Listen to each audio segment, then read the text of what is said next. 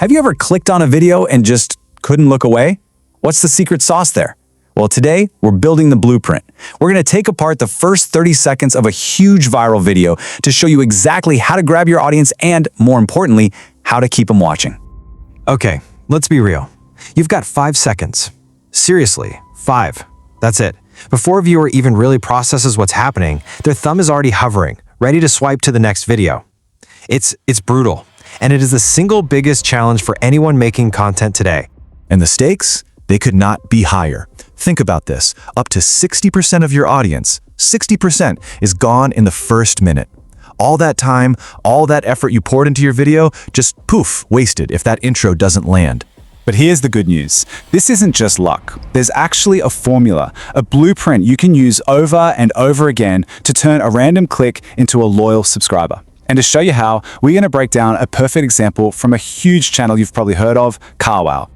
All right, let's dive right in. The first 5 seconds, the most critical part, the hook. Look, this isn't just a fancy opening line.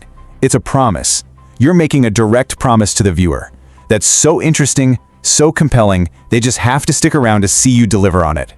So how do you do that? The key principle is something called the information gap.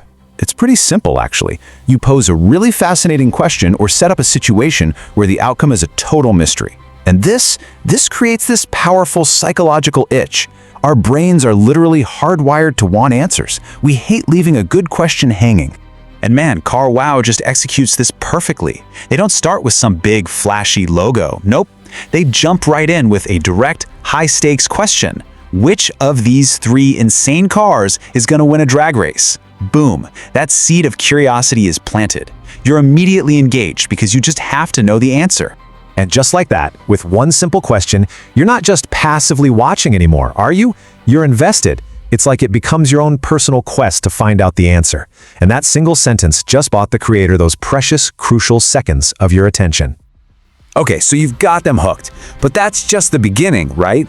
To keep that momentum going, you absolutely need dynamic pacing and killer visuals. It is never just about what you say, it's all about how you show it. Think of it like a visual checklist for keeping people's attention. You gotta have quick cuts, right?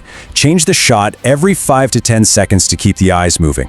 Make sure your visuals perfectly match what you're talking about. It creates this seamless, easy-to-watch experience.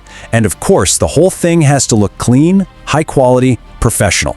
That's how you build trust. All right, next up, let's talk about language. We're moving from what they see to what they hear. The words you choose right at the beginning are so critical. This is how you establish authority. It's how you signal to the viewer, hey, relax, you're in good hands here. Just take a look at this. On one side, you have weak, kind of hesitant language, right? I guess we'll see, or let's try to do this. It just feels uncertain. But then look at the other side. Confident, direct language. We're going to find out. I'm going to show you. That tells the viewer you have a plan and you're going to deliver. It builds that credibility instantly. And no surprise, CarWow nails this too. The host doesn't say, well, maybe we'll find out. No way. He makes a direct, confident promise. Well, we're going to find out. That's a statement of intent. The viewer immediately trusts him. They know they're going to get a real, solid answer. But, you know, the truly great intros, they take it one step further. They don't just ask a question, they actually frame it as a tiny little story, a mini narrative with characters, real stakes, and some kind of conflict. And that CarWow intro, it crams an entire story arc into less than a minute. It's amazing. The challenge? The drag race, obviously. But then they add stakes. They do a coin toss to see who gets to drive the most powerful car, the Dodge Demon. Instantly, you have conflict. You have personal drama. All of a sudden, we're not just watching cars race, we're watching people compete. And this is the brilliant part. This is the payoff. After the host loses the coin toss, he doesn't just sigh and accept it. No, he immediately starts some friendly trash talk, creating this instant rivalry. He frames it as a chance to embarrass the other guy. And just like that, a simple car race becomes a human drama. And suddenly, we actually care about the people, not just the cars. Okay, so let's put it all together. We've got our blueprint for what makes a killer intro. So how does our CarWow case study actually stack up? Time for the verdict. And it's almost a perfect score. I mean, they absolutely nailed the hook, the pacing is just relentless, the tone is super confident, and that mini narrative is brilliant. But hang on, look at that last one. no branding.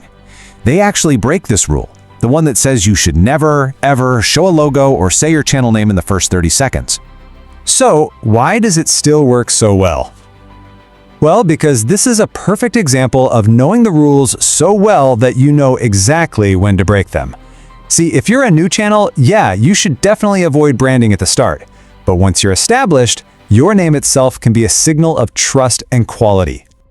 Think about it. For the millions of people who subscribe to CarWow, hearing the host say the channel's name isn't a turnoff. It's a confirmation. It's like, yes, I'm in the right place. This is going to be good. For a brand that big, the name itself actually becomes part of the hook. They've earned that right. They've earned the right to break that rule.